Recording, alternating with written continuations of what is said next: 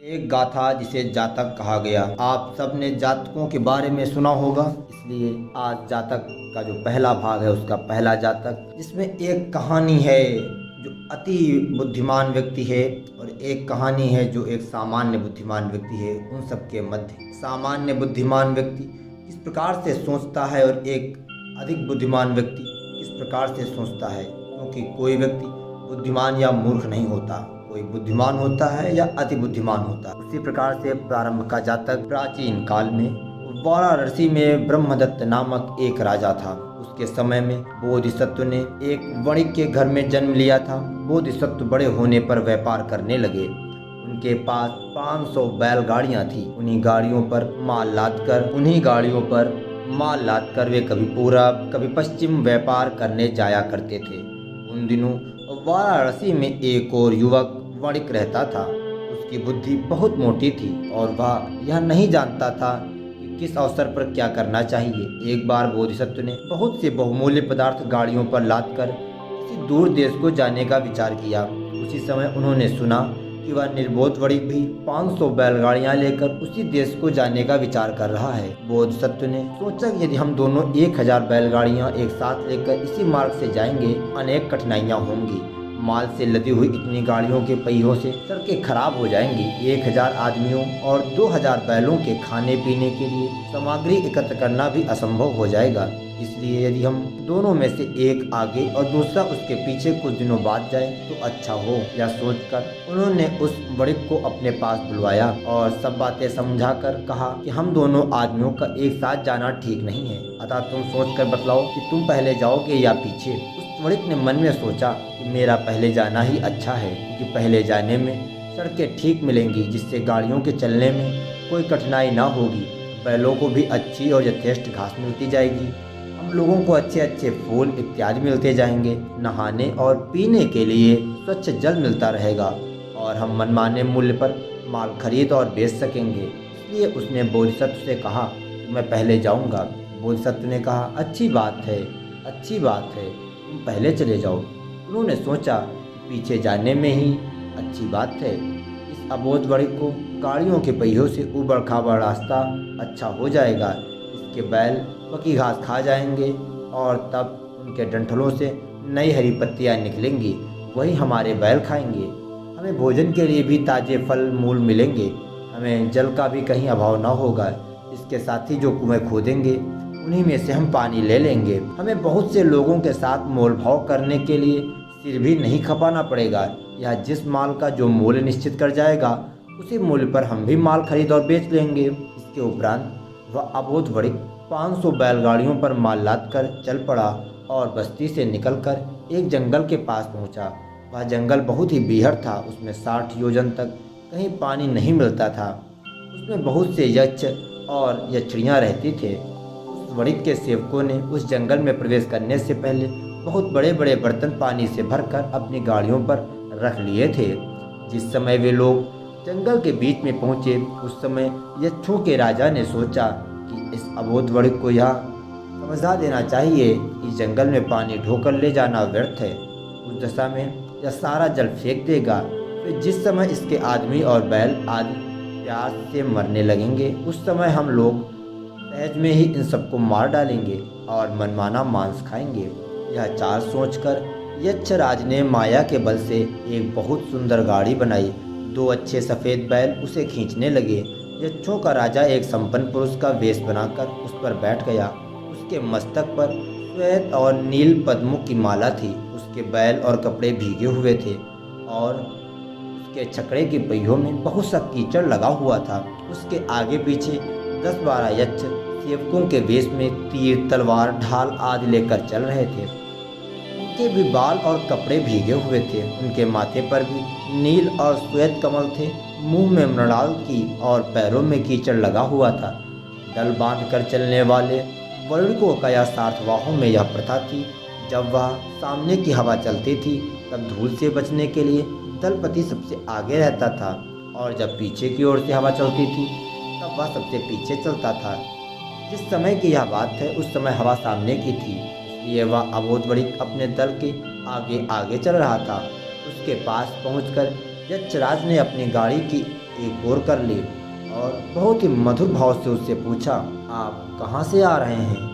यक्षराज की गाड़ी के लिए रास्ता करने के विचार से वणिक ने अपनी गाड़ी को एक और कर ली और कहा, मैं वाराग्रामी से आता हूँ। मैं देखता हूँ आपके मस्तक और हाथ में पद्म है और आपके सेवक मृणाल चबा रहे हैं। आप लोगों के कपड़े भी भीगे हुए हैं और आपकी गाड़ी के पहियों में कीचड़ लगा है। क्या मार्ग में कहीं पानी बरसा है और आपको आते समय पद्मों से भरा हुआ कोई जलाशय मिला है? यक्षराज ने उत्तर दिया, या पास ही जो हरियाली दिखाई देती है उसके आगे सारे वन में जल ही जल है। वहाँ सदा वृष्टि हुआ करती है, तालाब आज सदा जल से भरे रहते हैं और मार्ग में दोनों ओर से पद्मों से भरा हुआ सरोवर है। बस इसी प्रकार की बातें करते हुए वे लोग चले जा रहे थे। यक्षराज ने उस वणिक से पूछकर जान लिया कि वह वणिक कहाँ जाता है और क्या क्या माल लिए जाता है। उसने एक गाड़ी की ओर संकेत करते पूछा, इस पर क्या है? वणिक ने कहा, पानी रखा है। यक्षराज ने कहा, अब पानी लेते आए या आपने अच्छा ही किया, क्योंकि यहाँ तो पानी की आवश्यकता पड़ती ही है, पर अब पानी की आवश्यकता नहीं पड़ेगी, आगे बहुत पानी मिलेगा। अब आप पानी के बर्तन फेंकवा दें, बोझा हल्का हो जाएगा और गाड़ी जल्दी जल्दी चल सकेगी। फिर थोड़ी देर ठहर कर यक्षराज ने कहा, अच्छा अब आगे बढ़िए, मैं भी जाता हूँ, बातों बातों में बहुत समय बीत गया है। इतना कहकर यक्ष वहाँ से चल पड़ा। जब उसने देखा कि वणिक और उसके साथी आंखों से ओझल हो गए, तब वह अपने स्थान को चला गया। इधर उस मूर्ख वणिक ने यक्ष के परामर्श के अनुसार पानी के सब बर्तन तोड़ डाले और पानी के लिए एक बूंद भी पानी अपने पास न रखा। इस प्रकार वह अपना बोझा हल्का करके आगे बढ़ा। वह बहुत दूर निकल गया, फिर भी उसे कहीं जल का नामो निशान नहीं था। धीरे धीरे सब लोग प्यास के मारे व्याकुल होने लगे। अंत में सूर्यास्त के समय सब गाड़ियां रोक दी गई, उनके बैल खोल दिए गए। गाड़ियों के पहियों में बैलों को बांधकर और उन गाड़ियों से स्कंधावार बनाया गया, वरना तो मनुष्यों को और न उन पशुओं को वहां विश्राम मिला। सभी भूख और प्यास के विकल होकर भूमि पर पड़ गए। इतने में अंधकार हो गया। तब यक्ष अपने नगर से निकल आए, उन सब मनुष्यों तथा पशुओं को मारकर और उनका मांस खाकर चले गए। इस प्रकार उस वणिक की मूर्खता के कारण उसके दल के सभी प्राणियों के प्राण गए। उनकी ठठरियाँ चारों ओर बिखरी पड़ी थी। हाँ, उसकी गाड़ियाँ और उन गाड़ियों पर लदा हुआ सब माल ज्यों का त्यों पड़ा था, उन्हें किसी ने छुआ तक न था। अबोध वणिक के जाने के प्रायः 1.5 मास बाद बोधिसत्व अपनी 500 गाड़ियाँ लेकर चल पड़े और यथा समय उसी जंगल में पहुँचे। उन्होंने भी वहाँ पहुँचकर बड़े बड़े बर्तनों में बहुत सा पानी भर लिया और तब अपने सब सेवकों को अपने शिविर में बुलाकर उनसे कहा, अब आगे हम लोगों को जिस जंगल में से होकर जाना पड़ेगा उसमें कहीं जल ना मिलेगा। उस जंगल में बहुत से विषवृक्ष भी हैं, इसलिए तुम लोग बिना मेरी अनुमति के कहीं एक चुल्लू भी पानी मत पीना और ना बिना मुझसे पूछे कहीं कोई चीज़ खाना। अपने सेवकों को इस प्रकार सावधान करके बोधिसत्व ने उस भीषण वन में प्रवेश किया। जब वे उस जंगल के मध्य में पहुंच गए, तब यक्षों का राजा फिर उसी प्रकार वेश बनाकर उनके पास आया। बोधिसत्व उसे देखते ही समझ गए कि यह मनुष्य नहीं है, यह यक्ष है।